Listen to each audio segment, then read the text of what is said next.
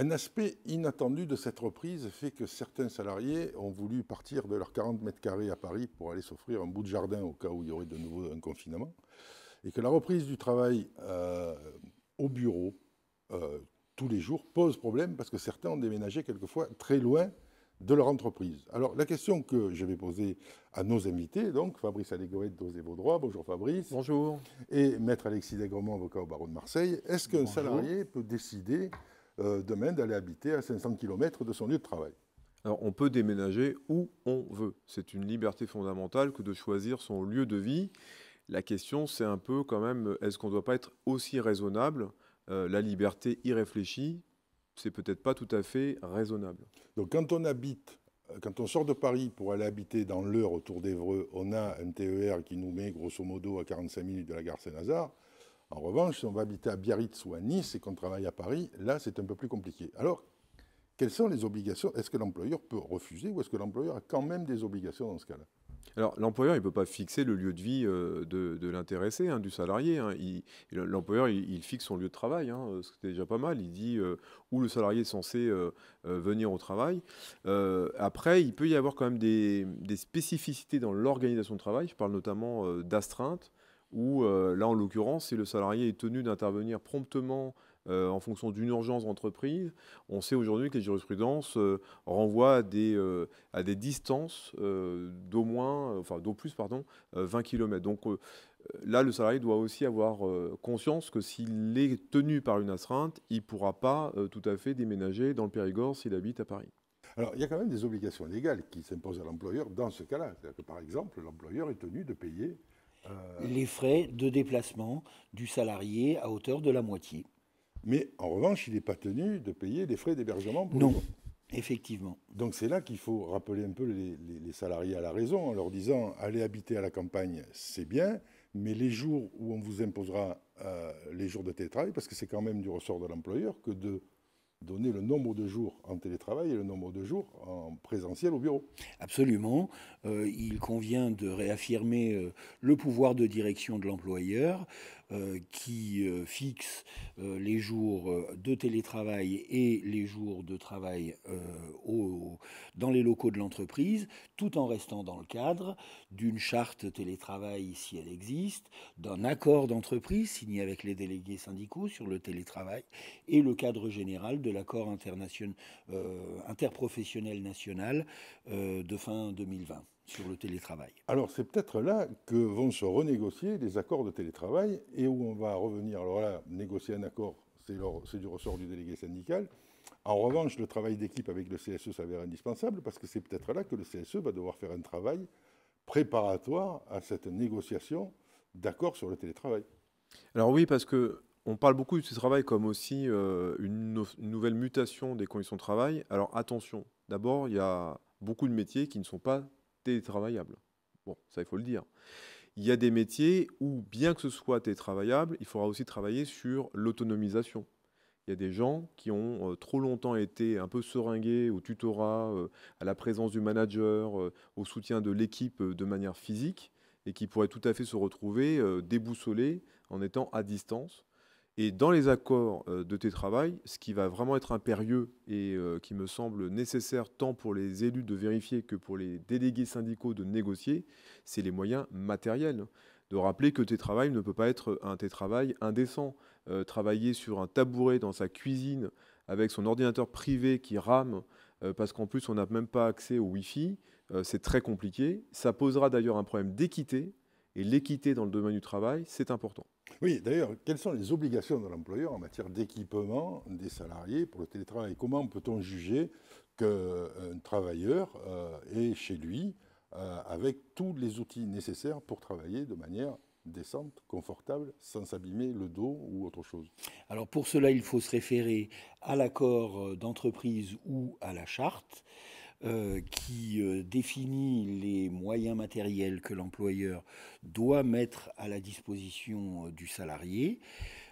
En général, tous les moyens électroniques, ordinateurs, connexion, téléphone, doivent être mis à la disposition du salarié. Et à quoi s'expose l'employeur qui ne satisferait pas ses obligations? Eh bien, le salarié pourrait dire qu'il travaille dans des conditions qui sont contraires aux grands principes du télétravail tels qu'ils sont énoncés par l'accord national interprofessionnel. Euh, le salarié pourrait refuser le télétravail. Uniquement. C'est-à-dire que, comme c'est un accord national interprofessionnel et que ce n'est pas une loi, on ne va pas au tribunal pour faire,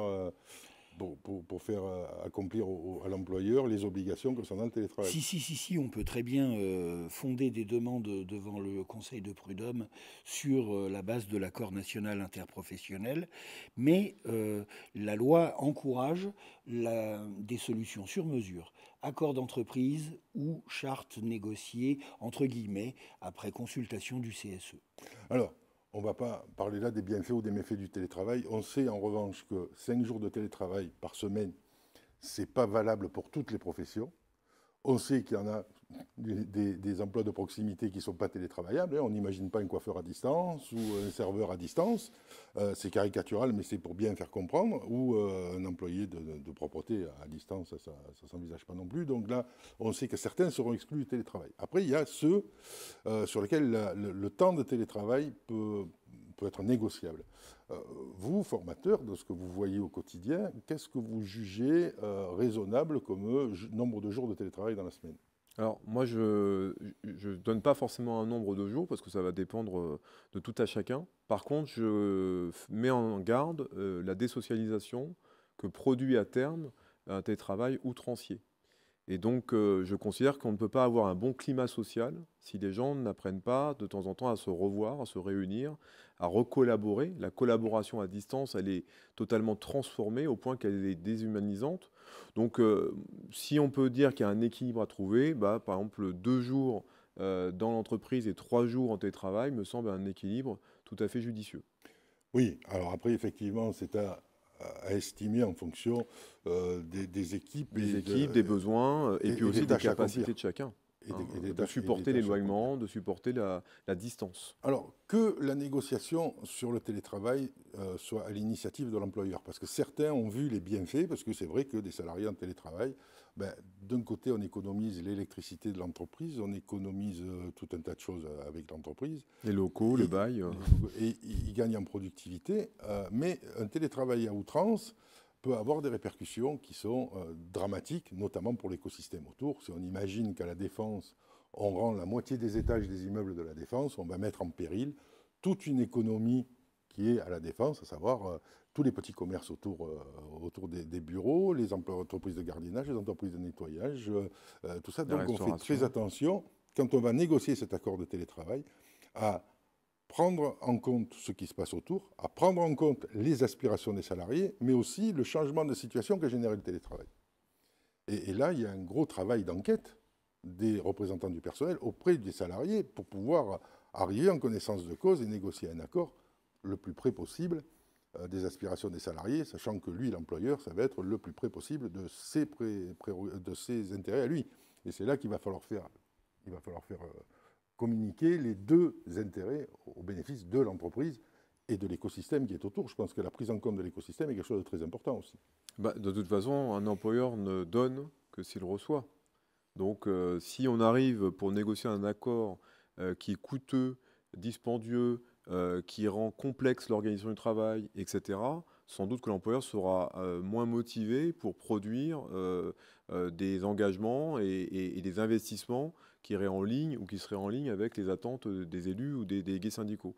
Après, je voudrais juste refaire un petit parallèle avec la notion de télétravail et de déménagement du lieu de vie du salarié par rapport à son lieu de travail.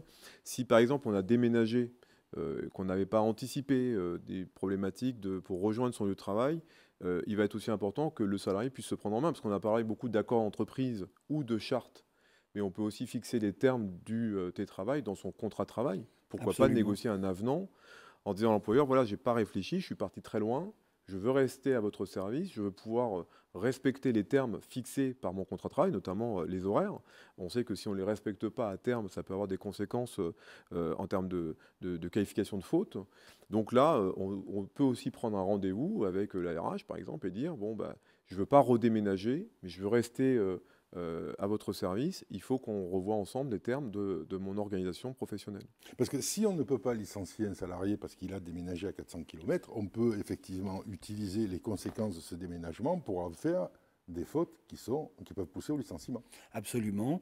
S'il y a une réunion le mardi matin et le jeudi matin et que le salarié ne s'y rend pas, il peut être licencié pour ce fait. Sur le télétravail, je voulais juste apporter une dernière précision. Il y a une dimension qu'on oublie souvent, c'est la formation des managers. On ne manage pas de la même manière une équipe en présentiel et une équipe avec des collaborateurs en télétravail.